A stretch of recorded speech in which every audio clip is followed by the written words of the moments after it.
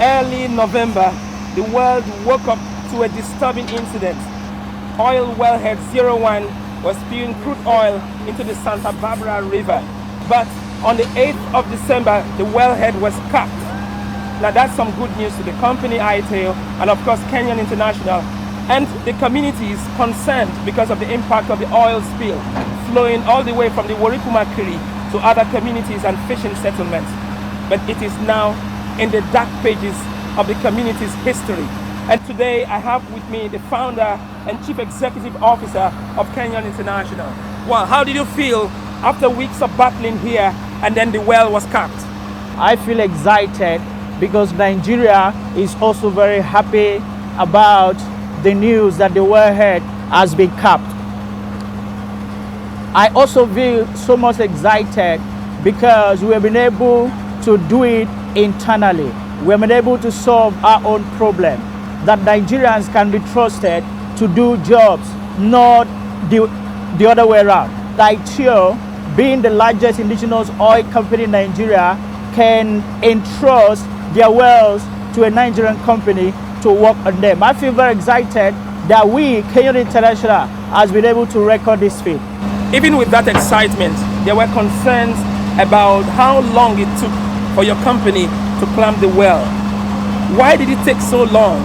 In company operation, human safety is number one. So you need to think about the safety of the environment, the safety of the people doing the job. So we took it upon ourselves, and in our process of planning, we plan to execute this job without human being hurt, without the environment being thrown into a disaster. If you can see, the well was spilling oil and gas. So if you're not careful, you may lift up the entire environment with fire. So we took our time to plan the job, but the job is supposed to be executed in 24 hours because we have been doing this in Nigeria, but it has not been in the news. So this well is located in a creek, and the creek has a problem with tide. So tide is a major concern with us in operation here, because if you are working on a low tide, all this massive equipment you are seeing here, they are floating on the water. But if there is a low tide, we may not be able to work. So when we plan the job to work on 10 hours per day. That was why we told the ITAO that we'll be able to cap it in 48 hours. But when we got here, we discovered that there is a peculiarity about this environment. This environment has issue with low tide. And when it's low tide, it can't work. The tide are only giving us only 2 to 3 hours to work in a day. Where this well is also located, it took us a longer time for us to mobilize our equipment from Port Harcourt into this place. This well is not an open river. So you see, all this massive equipment must move through all these creeks. And in some places, they have to shut down and wait to move the other day when the tide is down, because they don't want to get aground in the river. So that the journey that's supposed to take about 2 days ended up taking about 3 to 5 days before we got to site. Environmentalists have raised some concerns about this. Is it yet Uhuru? Is the well completely killed? What are the next steps to give the people some form of assurance that the place is safe? Okay. How long will it take? Okay, I have to give it to ITAO. They came up to say, what is the solution that we can give to our wells? Not just capping it. What can we do to prevent the well from blowing out again? Not just this well, but some other wells. And they don't want this to happen again. So we came prepared that after capping the well, we need to secure the well, subsurface and surface. So this equipment you see here is a technology that is going to run a plug downhole to set the plugs on the hole, so that whatsoever is coming from the reservoir cannot come to the surface.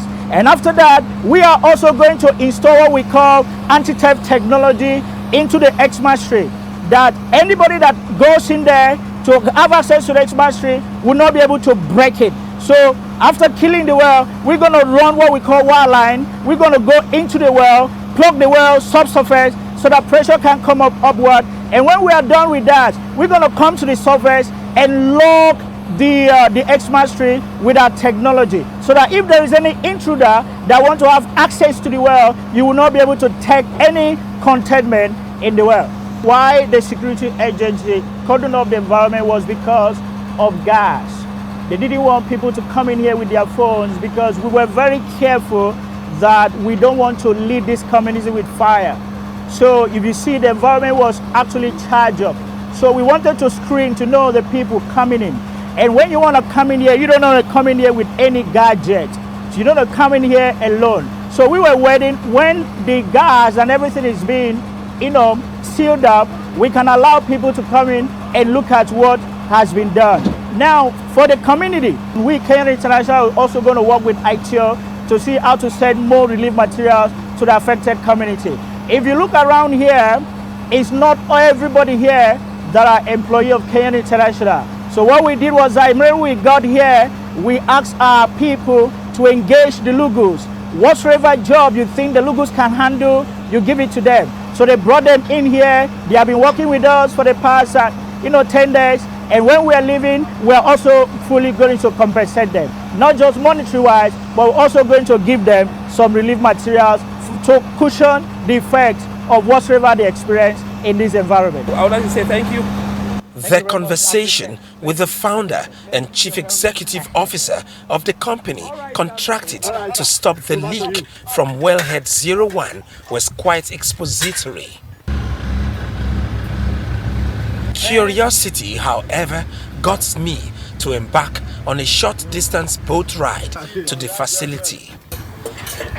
Wellhead 01 of ITO's OML 29 has been the subject of concern, worry, anxiety, and in recent times controversy because of the disputation of the volume of crude spilled into the Santa Barbara River. In fact, this area, the Warikumakiri. But today, the good news is the company is working after clamping the well to ensure that this doesn't happen again. It may take some time for the people of Nembe to recover from this incident, a major one in the dark pages of their history, but succor will come from the divine. Ovieteme George, Arise News.